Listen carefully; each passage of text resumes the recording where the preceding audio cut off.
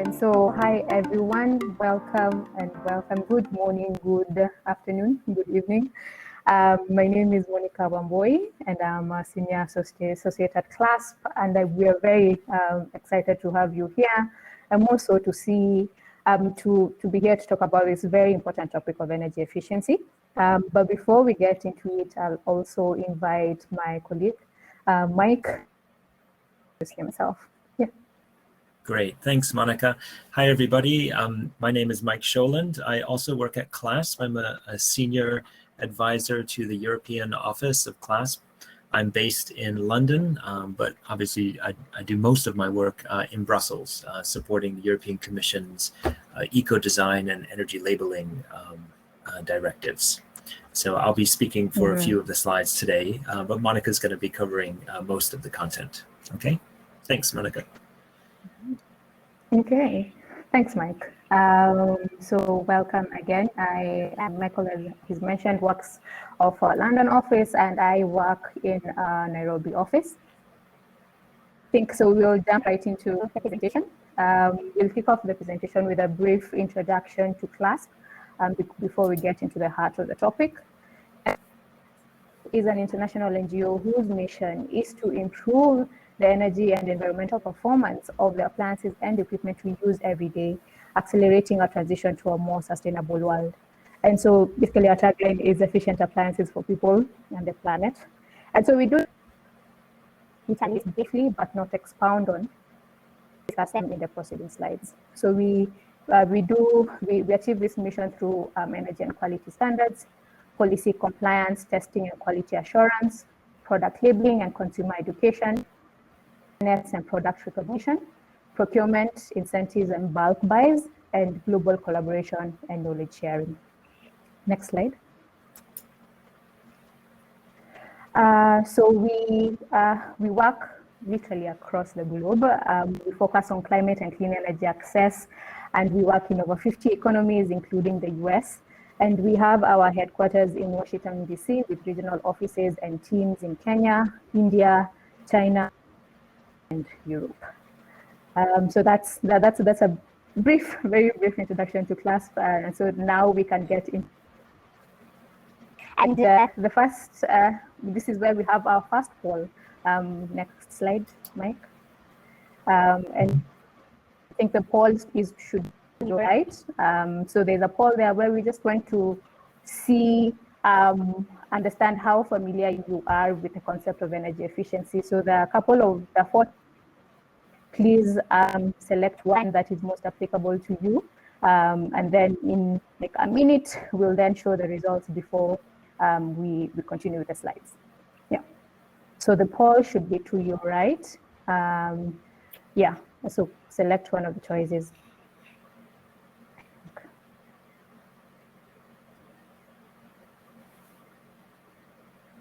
Monica, are you able to see the results as people complete the poll? There is a show,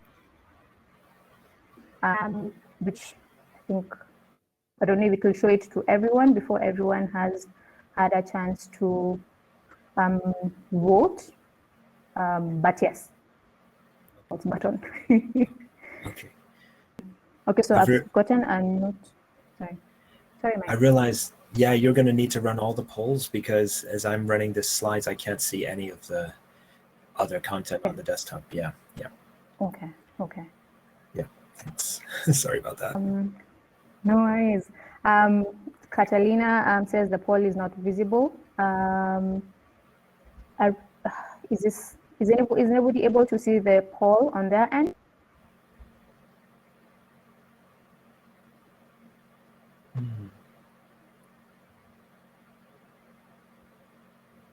Okay, great. Okay.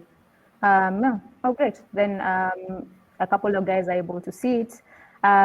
Maybe now we can look at a few more seconds before people, and then I'll show the results.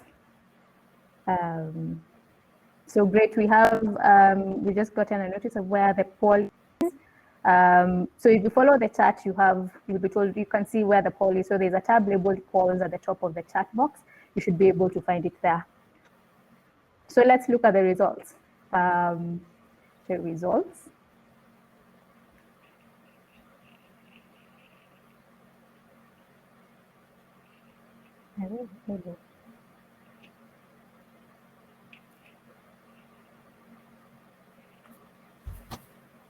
Can you all see the results on your end? Oh, and no, because I'm sharing. Oh, well, okay. I assume that's the case. Maybe you should just talk through the results. The reason I ask is because I cannot see the results on my end. Oh. Yeah. Oh, great. Okay, apologies. So yes, we have about 33 votes in, and 17 out of those 33 votes are very familiar with the topic of energy efficiency. And then we have 14 votes who are somewhat familiar with energy efficiency, and then 3 votes where you have a little.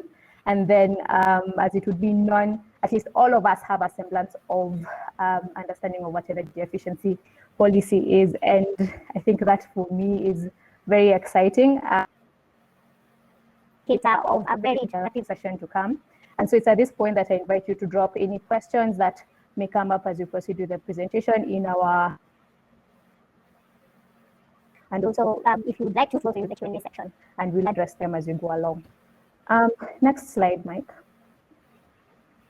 Okay. Go ahead. Okay. So what is energy efficiency and where is it applied? Energy efficiency means using less energy to get the same job done. Energy efficiency is applicable across the energy in various areas, including appliances and equipment, buildings through, for example, heating and cooling systems, transportation, productive use of energy. For example, in the off-grid sector, you have solar water pumps, you have milling machines, you have cooling technologies. It's also applicable in industrial processes. It's applicable in clean cooking and many other application areas. Next slide. So which appliances and equipment, and maybe just to take you back, you will notice that on the previous slide, we had highlighted appliances and equipment, and it will become clearer as we continue why we're going to focus on appliances and equipment in this presentation and in this workshop. So why appliances, which appliances and equipment improve our quality of life through the services that they provide? And before we go even any further, I want to maybe direct our attention to the heat wave that Canada is experiencing right now with temperatures as high as 40 degrees Celsius.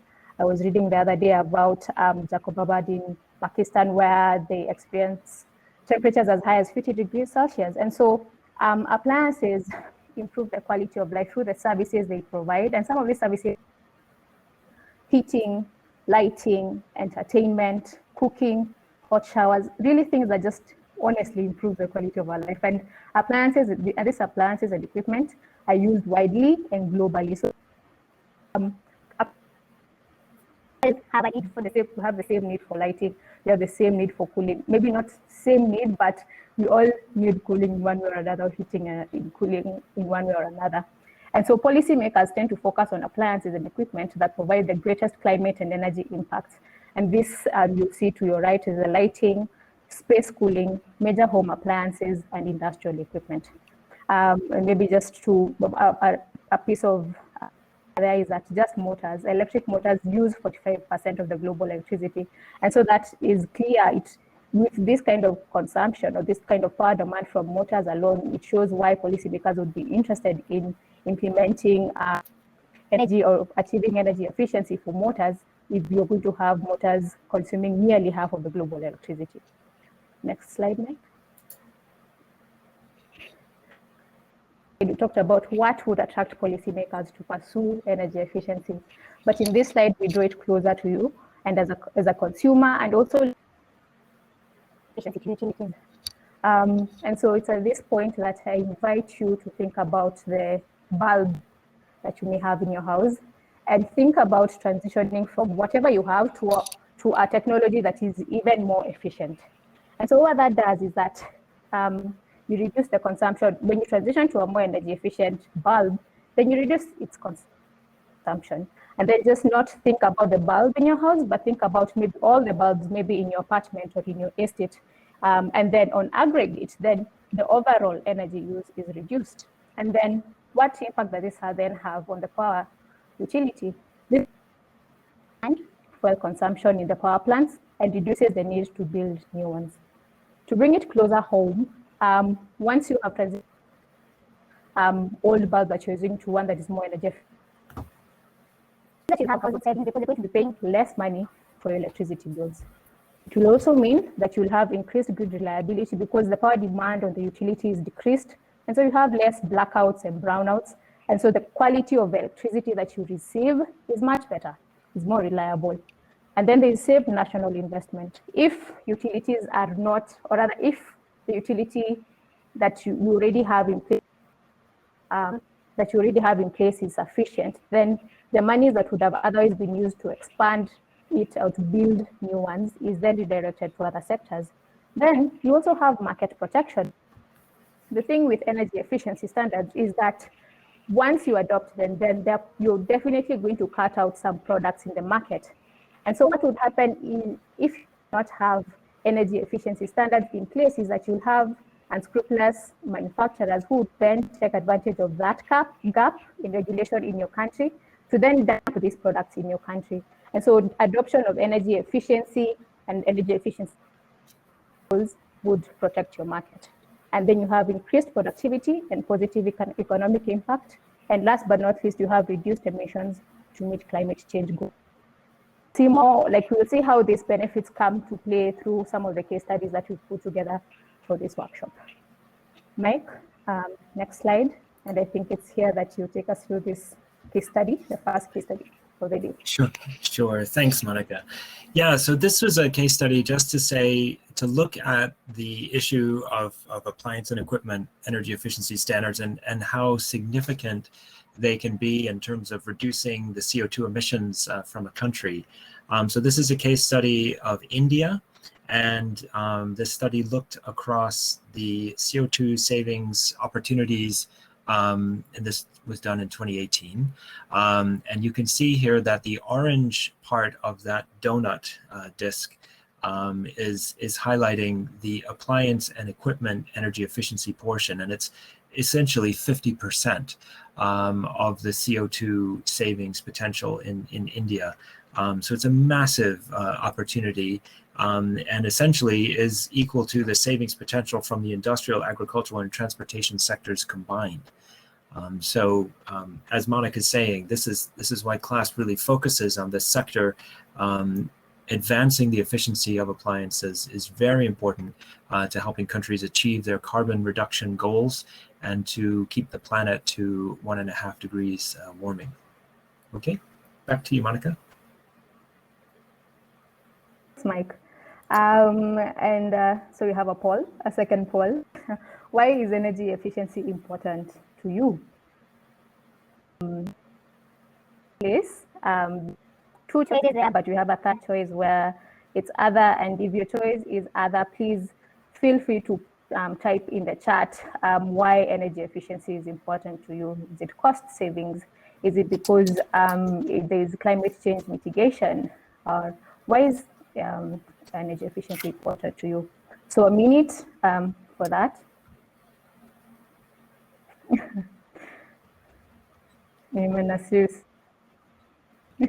Thank you very much.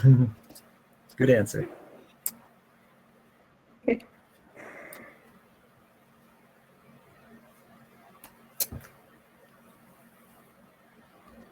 I was reading today that, sorry? Sorry, I know I was just going to say, I was going to ask Anna to let us know when you have a couple of votes in, and then we can discuss. Great. But yes, Mike. I was going to say, you mentioned the unusually high temperatures that are being experienced. We have terrible fires going on at the moment in Cyprus, and losing large tracts of land there in the wooded areas because of the heat. And also in Iraq is also experiencing 50-degree temperatures, and their power stations have failed in part because of the heat. Wow. So there's people aren't even able to run any cooling, fans or air conditioning because of the power. Yeah, so it's a major concern. Yeah. Okay. Let's see what the audience has to say about why energy efficiency is important to them.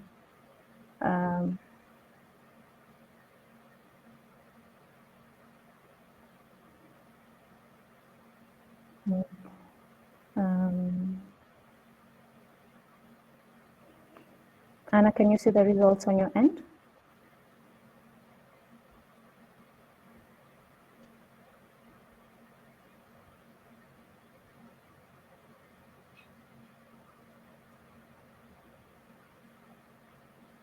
Okay, so for cost savings, 8 votes, so 8 for climate change mitigation, and other we had 3 votes. Okay, so we have a group that is very intentional, or is very interested in mitigation through energy efficiency, and so just linking it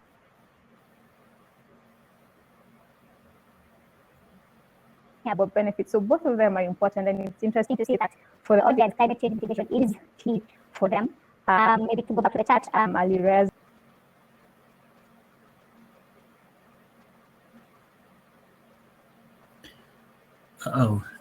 Monica, we've lost you.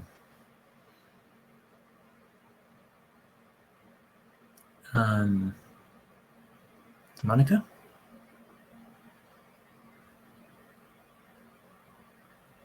Uh-oh. Anna, are you able to speak?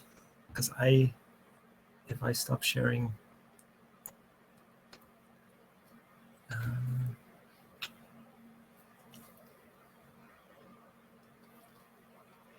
me stop sharing for 1 second and just get back to the room. Yeah, it looks like I'm the only one here now. Anna, shall I continue?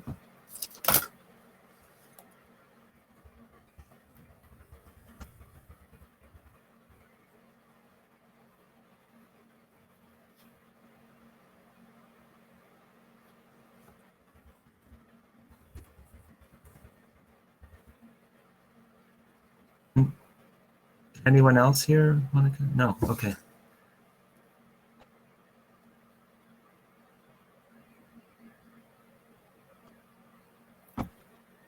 Strange. Okay, I will go back to sharing slides then. Hi, everyone. I can see you again. I hope you can hear me now. Yep, we can. Let me share again.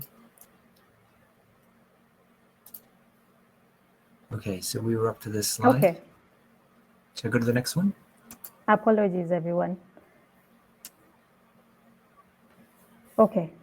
Oh, sorry.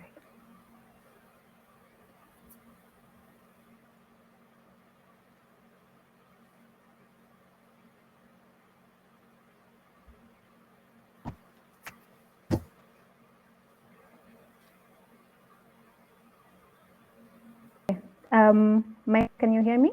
Yep, I can hear you, yeah. I've gotten a notice from Brian that he can hear me. Anna, can you hear me? Okay, brilliant. So apologies for that. So having come from that and everybody saying why energy efficiency is important to them, how then can we, what are some of the interventions that you can take up for market transformation for energy efficient appliances and equipment? And so we have interventions for transformation of the market. And we have energy and quality standards, which push the market towards high quality, high efficiency products, including MEPS and performance requirements. Then you also have labeling and bioeducation, where labels communicate energy, performance, and quality to consumers, inspiring demand for sustainability.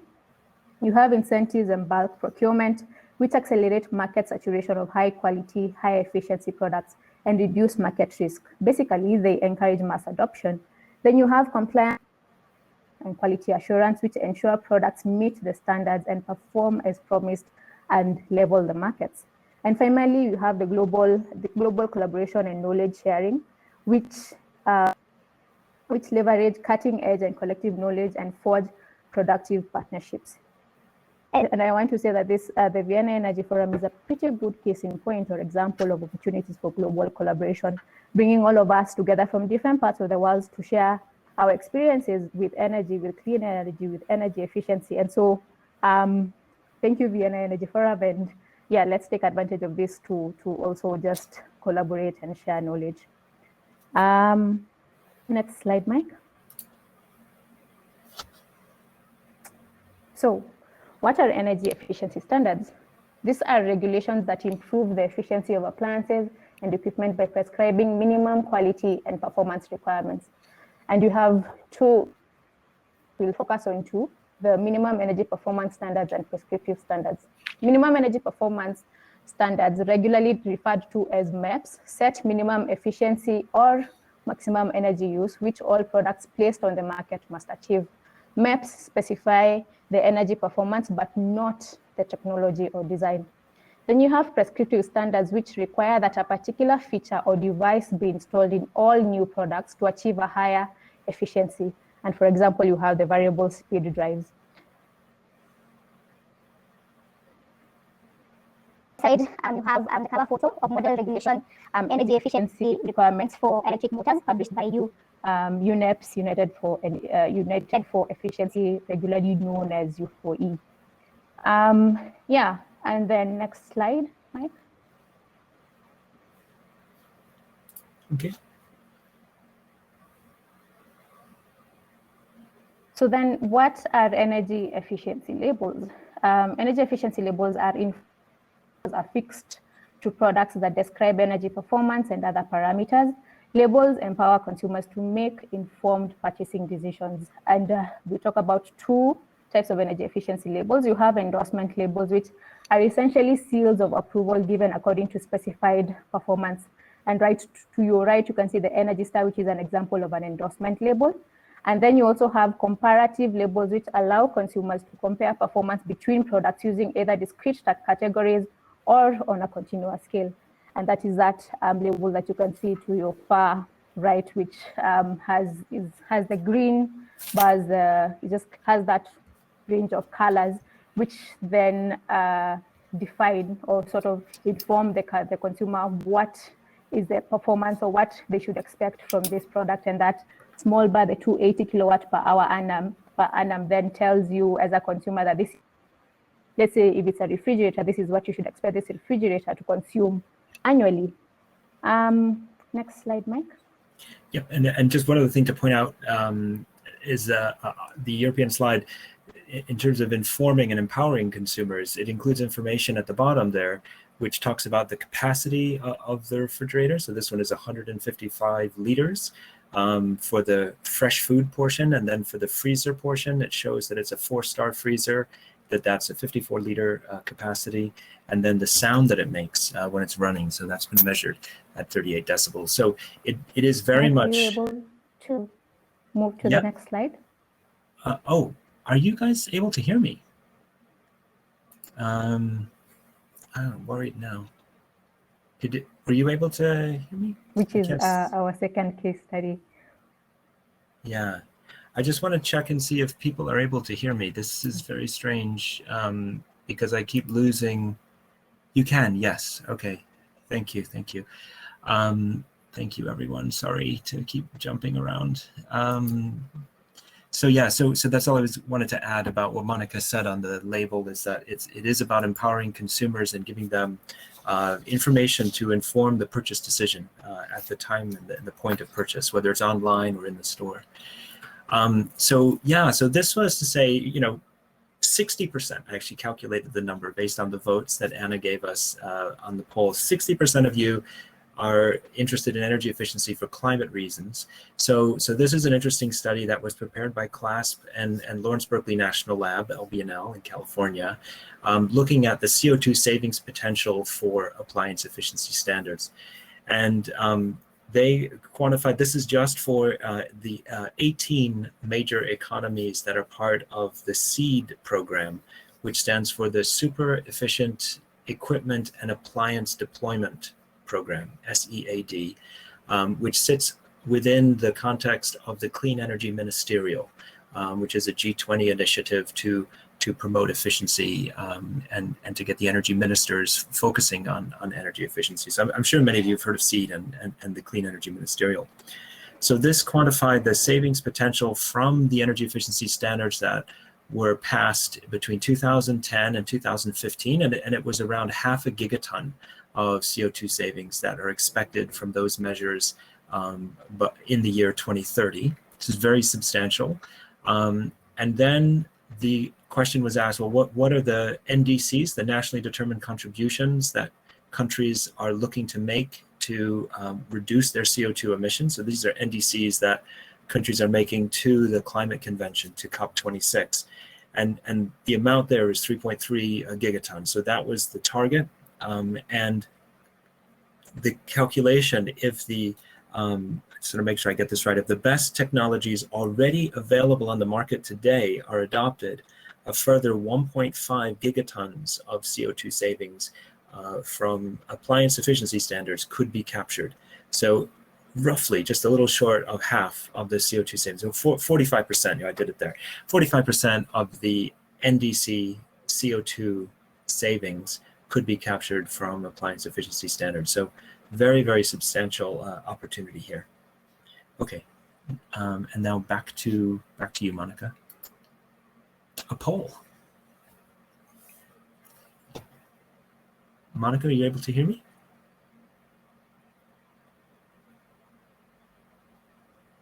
Can you hear me?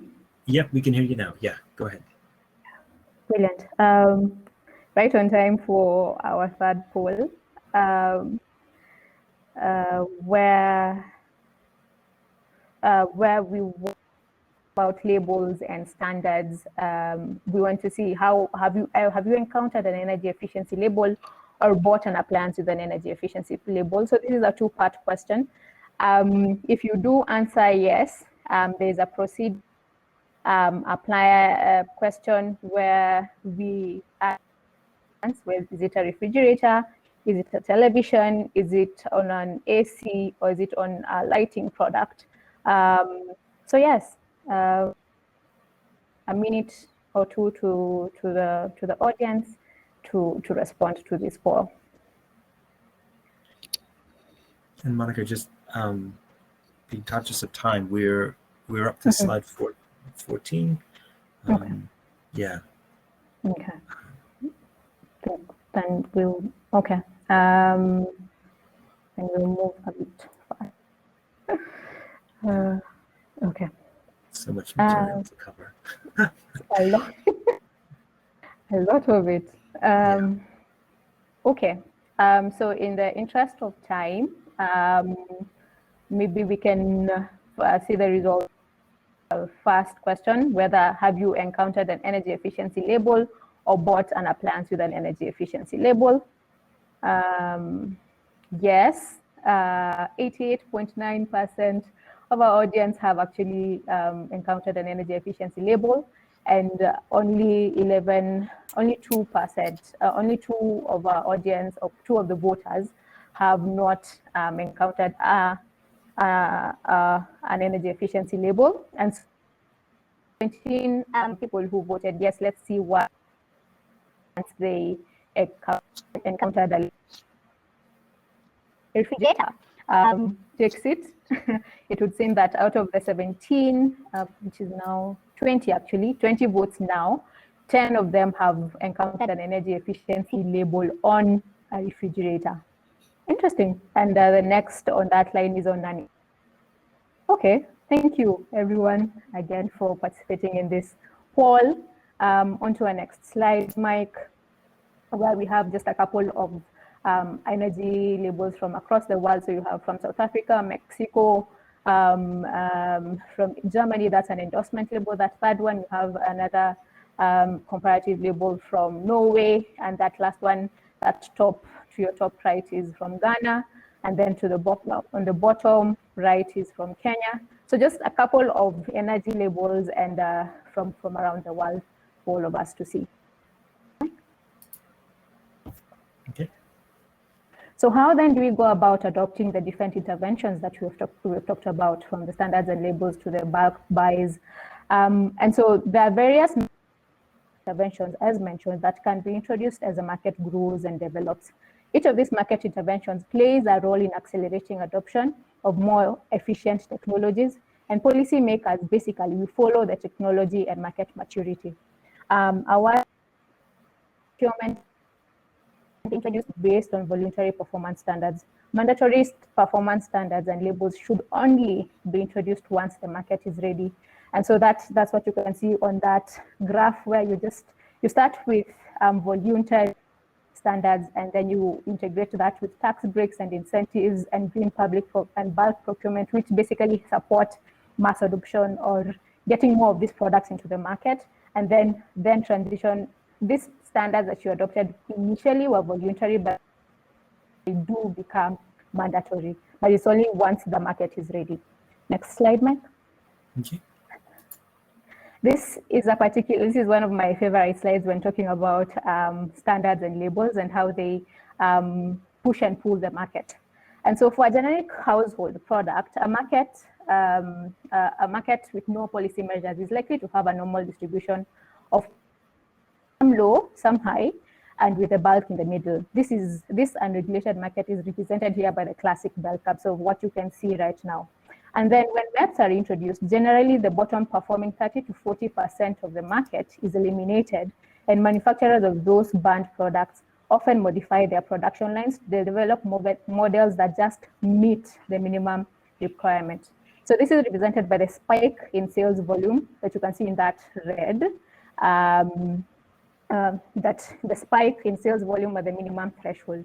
Then the shaded area to the left of the MEPs line introduces the energy savings captured by MEPs and the policy measure. So literally the policy measure pushes the market to higher levels of energy efficiency.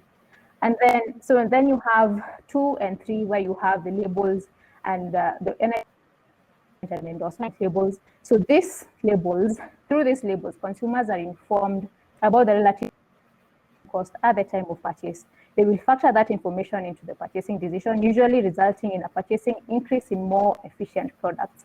So labeling moves the market towards higher efficiency, particularly when it's coupled with marketing schemes and incentive programs.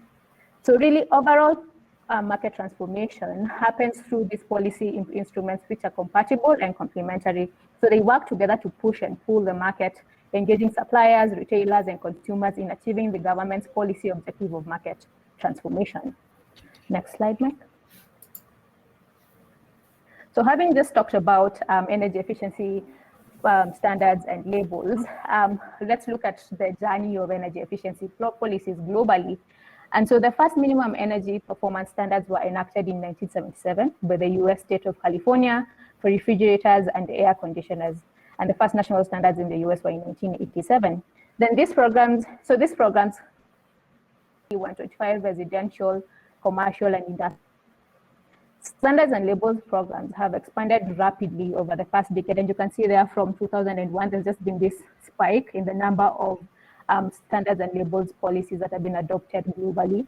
And so this rapid growth can be attributed to countries recognizing that they are effective, and then that they want, and through them that they can capture multiple benefits, including consumer energy savings, greenhouse gas emissions and reduction, and industrial competitiveness, and even reduction in air pollution.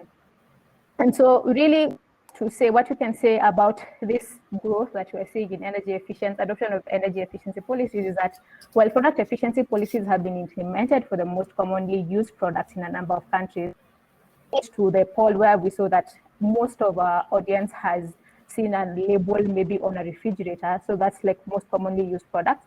there remains considerable potential for further expansion in geographical and product coverage and for increases in stringency. And so this is an opportunity for you to find out what's happening in your country with regards to energy efficiency. What are some of the standards that have been developed, and by extension, then what opportunities exist? We have countries that have policies for as many as 62 products. Others have half of that. Others have adopted for just two appliances. So it's an opportunity to then scale this up. There's room for expansion. Next slide, Mike. Monica, before we go on, can I just point out that this graph was created from the CLASP product policy database, right? That's available online to anybody. Do you want to just say a few words about that? Mike, please feel free to talk more about it. Oh, sure. So this is a great resource for folks on the line who want to learn more, particularly, as Monica said, about policies in their own country or policies on a particular product that they're interested in. If you hop over to the clasp.ngo website and go to product registry database, you'll be able to search by country, by region, by product category, and you'll be able to find these policies, whether it's labeling or standards. And in many cases, there will be hyperlinks on those that take you directly to the PDFs of the gazetted, or in Europe, the official journal, the OJEU, the OJEU publications, so you can actually find them that way too. So it's a very helpful resource. Personally, I use it all the time, but of course I work at CLASP. But I know other governments have used it too, when looking at products to see, what are we missing? What should we be doing next? What's the best in world? So it's quite a good resource. Okay, let me go to the next slide. Thanks. Go ahead, Monica. Thanks, Mike. So we have looked at what the interventions, and what they are. And so how then do we go about designing and implementing a standards and label program? So UNEP prepared a guide for giving policymakers a step-by-step process for establishing MEPs. And it focuses on lighting products, but essentially the principles are the same. And so key steps is that you establish a legal framework, set responsibilities for various parties, identify the stakeholders. Parties include government, industry, all those sorts of stakeholders, identify them and set responsibilities. And then you have steps for the product. You gather data, you analyze, test methods, and agree on standards level. And then finally, you and update. And so when you're thinking about designing a standards and label program, there are qualities that you can consider when you're designing it. You want it to be inclusive. All these different stakeholders, you want it also to be contextual. You want it to fit your setup, what is happening in the country. So what you were saying about market maturity, let it suit what is happening, hence the need for data gathering. Then it's comprehensive. You want it to be as comprehensive as possible to ensure that it's very clear what products you are standardizing and those which do not fall into that category. You also may want them to be ambitious. You also want them to be measurable. Next slide, Mike.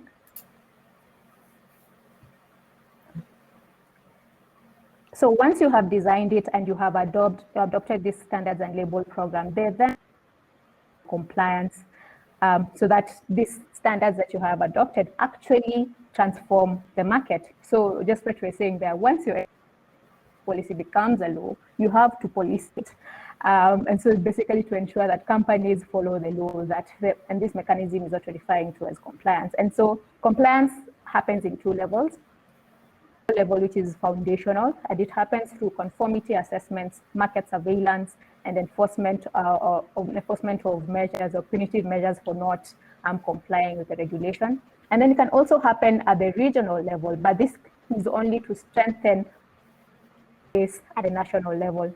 And it can happen through regional coordination, and even development of regional testing capacity and mutual recognition agreements. And across the board, it can be challenging. And some of the challenges, maybe to talk about some of the challenges with regards to enforcing or checking compliance for standards and label programs is that there's a lack of capacity and resources. So insufficient financial resources, lack of human capacity, there's lack of legal and regulatory frameworks, inadequate punitive measures, and also lack of coordination amongst the implementing agencies. And then also the issue of porous borders. So you, as a country, you may have adopted standards and labels for products, but if the neighboring country has not, porous borders could end up causing this unstandardized or unregulated products getting into your market. Next slide, Mike. Okay. So Yes, so this slide is leading us to the next, well, to a couple of case studies that we're going to be reviewing.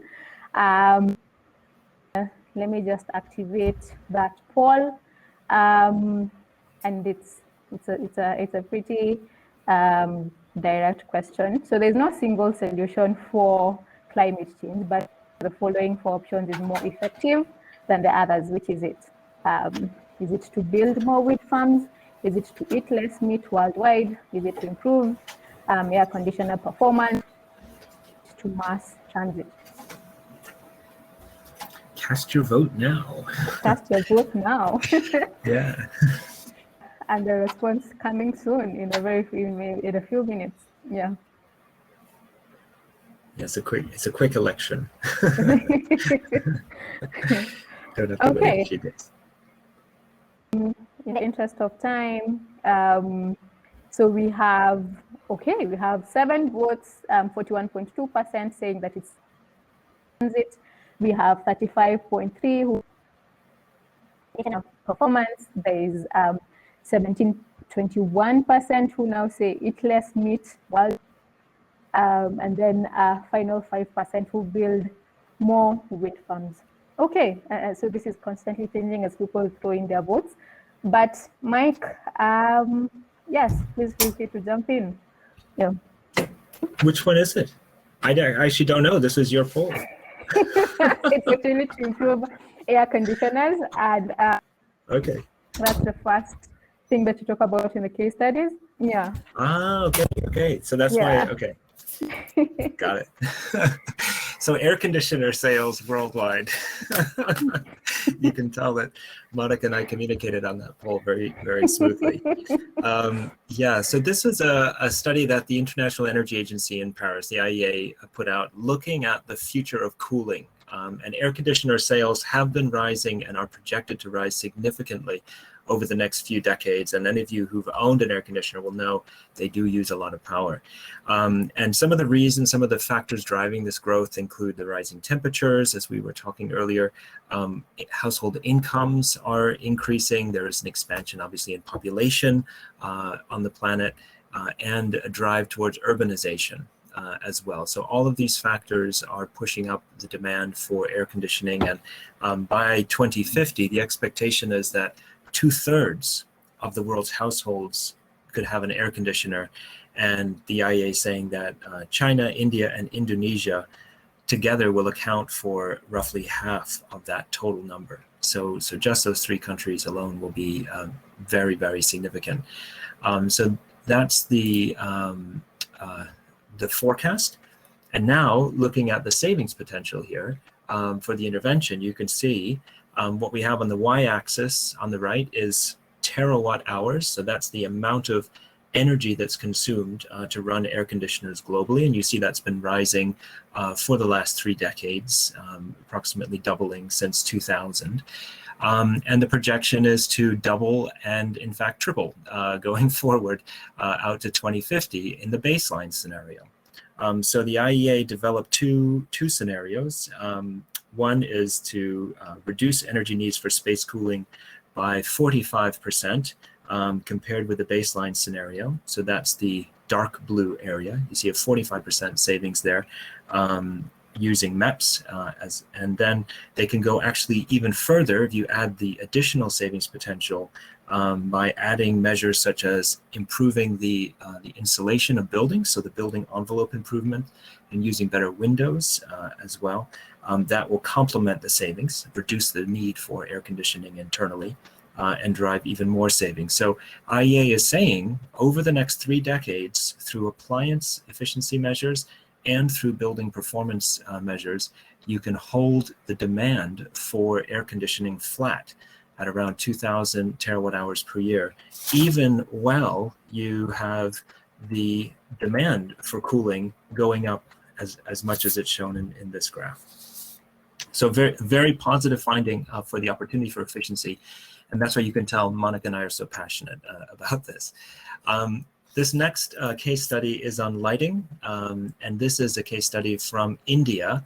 And in my view, this is probably the most successful bulk procurement program on the planet. And it has resulted in a massive market transformation across India's lighting industry.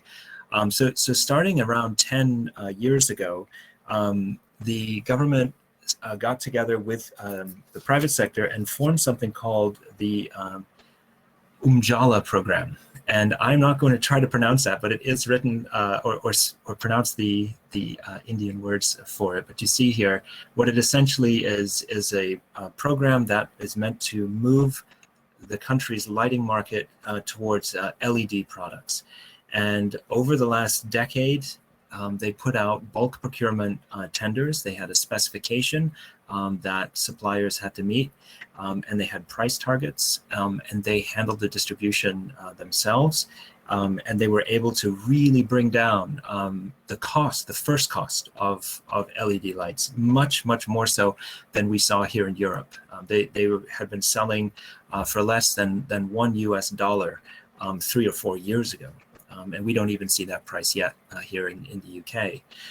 So a very, very successful program. It is now moved out into office lighting, to commercial lighting, to street lighting. So you're starting to see it in the professional sector as well. And there are very significant CO2 savings that are being realized from this program. And then another case study on lighting as well. This happens to be a project I've been working on in South Africa for the last 3 years. South Africa is in the process of adopting energy efficiency standards for lighting, for general service lamps. You see the 3 examples pictured on this slide. And what they're doing is adopting a level of efficacy, that's the efficiency measure for lighting, of around 90 lumens per watt. And that essentially means that you will be eliminating halogen light sources as well as compact fluorescent lamps. Now, these ones, actually, you may be aware that all fluorescent lighting contains mercury. So in addition to not being very efficient, they also contain a very toxic substance. LED does not contain any mercury and saves even more energy. And so this is a little table. One of the factors policymakers really are concerned about when adopting efficiency standards is how cost effective is this? What is the life cycle cost? And am I doing a good thing for my consumers? Because they have to face the public, right? They have to face the media, asking them questions. Why are you taking away my light bulbs? And this was a big battle in Europe. For those of you who were around for the non-directional, the incandescent lamp phase out in 2009, the European Commission took a lot of pressure, a lot of hostility around that. And now, as we transition to LED, people are realizing actually it's fine. This technology works very well. It's much more efficient. It lasts much longer, and it is the most cost-effective. And so that's what you see in this table. On a 10-year cost basis, running these lights in your home for 3 hours a day, the cost is nearly 1,000 rand. If you're going to be doing it with halogen, it's around 265 if you're doing it with CFL, but it's only 140 if you do it with LED. So this is the value proposition, and LED is going to continue to improve. So we know already the projections for the next 10 years, the next 20 years, the efficiency will continue to improve for LED. So the value will only get better for consumers. And that's why South Africa is moving now to phase out inefficient lighting. Okay, so those are the case studies. Monica, back to you. Mike. All right, and we move from those really exciting case studies to another full question. Have you seen any public awareness campaigns on energy efficiency labels in your country? So for the, I think, 17, were they, who said they had seen energy labels on refrigerators, or had seen an energy efficiency label of one kind or another on a different product. Have you seen any public awareness campaigns on these labels in your country? So yes, no question. I'll give you a few seconds to just throw in your vote. And then you have a chance to see. All right, let's see what whether everyone has had a chance, who has had a chance awareness campaign in their country. Great, nice. So 11 votes, 64.7 say they have seen a public awareness campaign in their country, and 6 votes, 35.3, say they have not seen a vote. I can invite you to say in the chat what product it was on as we proceed with the presentation. So public awareness campaigns should be carried out to promote energy efficiency. So you have implemented or designed the standard label program, and then you have adopted it, and then you're carrying out compliance to see that it's actually transforming the market.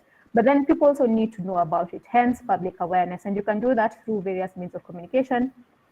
You can have billboards, you can have radio advertisements, you can use television advertisements, you can have internet, you can run a campaign on the internet on social media, using different apps. You can even have awareness, especially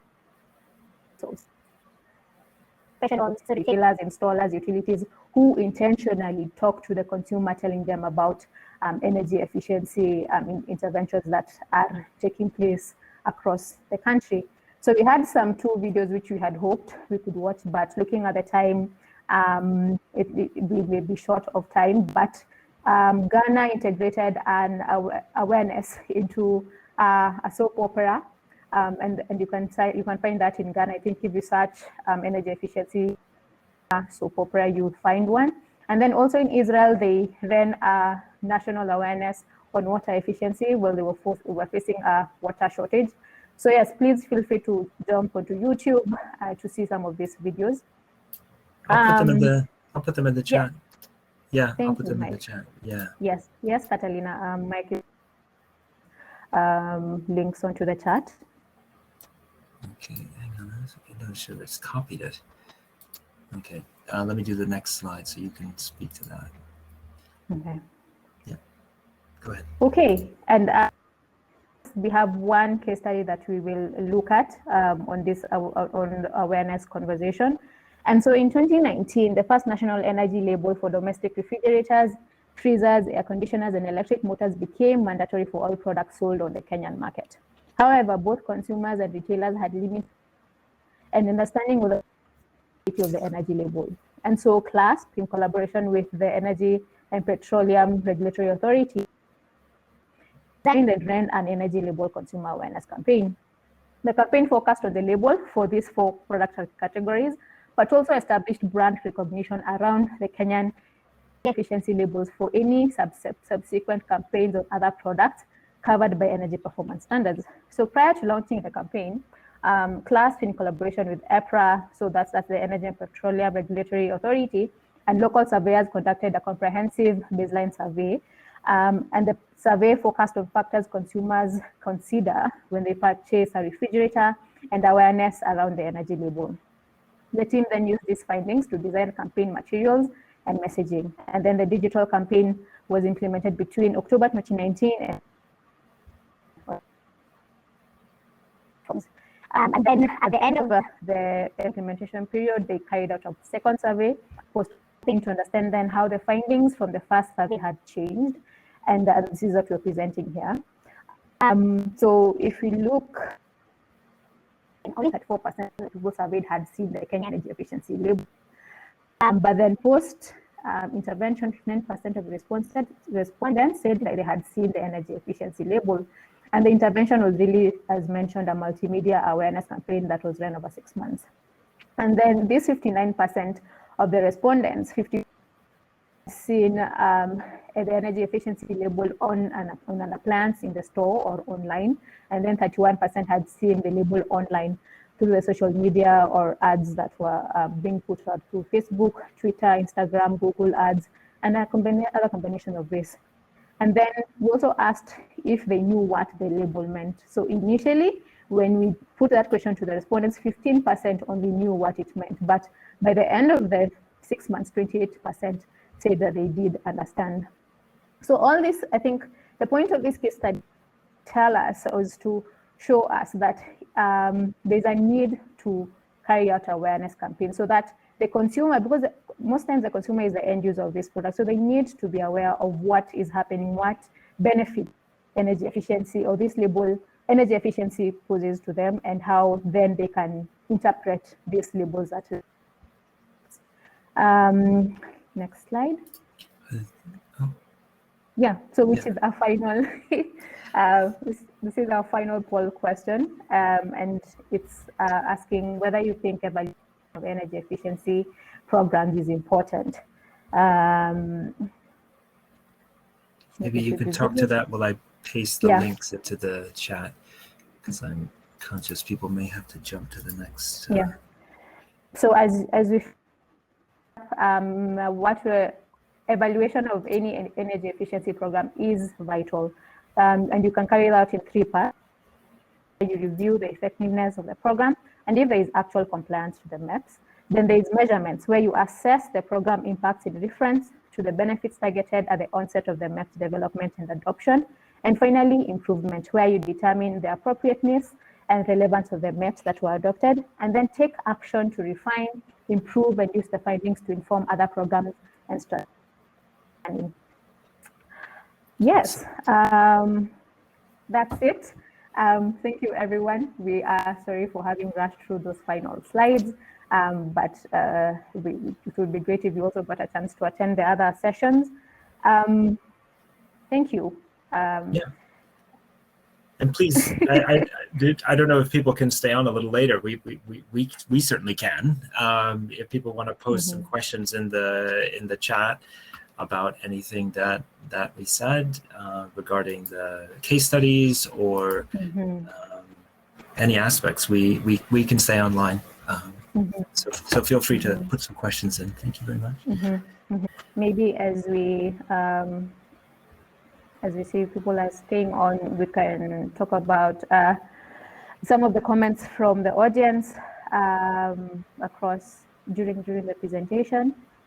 And so I'll start with a comment from Sanjay, who said that use of energy efficiency appliances is important tools for reduction of greenhouse emissions, which we're in full agreement with Sanjay. And then there's a comment from Catalina where she said, I think some people with good energy access take it for granted, and it is really important to first have a culture of good and efficient energy consumption. I think it's the base. And people who are aware and want to contribute in some way using energy efficiently in our houses seems like a place to start. I can only see benefits. Me too, can only see benefits.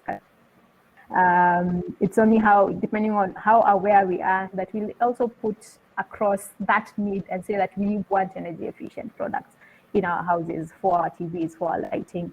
And so it's definitely the place to start. We also had a comment from Fran Lalana, who said, I found in energy efficiency an excellent opportunity to have vulnerable segments of population access to appliances to make their lives better. Equipment would need some kind of subsidy. Very different situations occur in developed and developing countries, which these two vulnerable segments we find that most may have, or the access to electricity would be unreliable in weak grid and off-grid sectors. And so if this vulnerable segment will have should they be able to use this electricity available to them, that they will need then the appliances that they have to be as efficient as possible, so that they sort of maximize on the grid that they have. something you'd like to add on Fran's comment, where he talks about equipment needing some kind of subsidy. Yeah. Okay. There was a comment from Catalina that I wanted to acknowledge. Yes, she's absolutely right. When I talked about the case study from the IEA on the future of cooling, it isn't only about power. I was focusing on that because it was a power graph. But you're absolutely right that refrigerants are also a source of warming. They can be, and that there are more sustainable refrigerants that are being promoted. And there's a wonderful program called the Kigali the Kigali program, the Kigali Initiative program, CLASP. Yeah, CLASP, there it is, Kigali Cooling Efficiency Project. And that is working on exactly that. It's trying to advance efficiency, but also to promote more sustainable refrigerants as well, which are not ozone depleting and are not have low global warming potential. Yeah, thank you for adding that point there. I was in my rush to get through the slides, missing key talking points there. Apologies.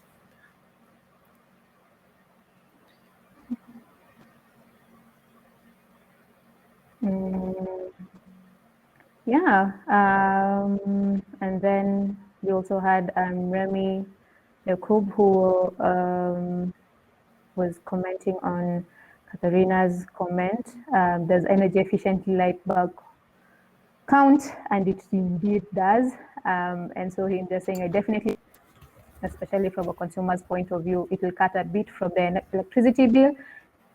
Longer to, we need a good number of bulbs per household, so it's better value, especially on the long term. Indeed. Yeah. And just to say, I think Anna will help us with this, but we will post the slides. I realized I want to add a link to the CLASP product policy database to that slide, Monica, where you presented the 1,000 plus policies. So we'll do that, and we'll send a PDF to Anna to distribute to all of you, so you can follow up on any of those. And of course, our details are at the back, so you can always drop us a line with any follow up as well. I'd love to hear from you. Yes, we would. We would be very excited to hear from you and what's happening with energy efficiency in your different spaces. Yeah. Awesome. Awesome. All right. Thank you, everyone. Thanks. Okay, I guess that's we can close now. Yep. Okay. Take care, everyone. Have a good afternoon, good evening.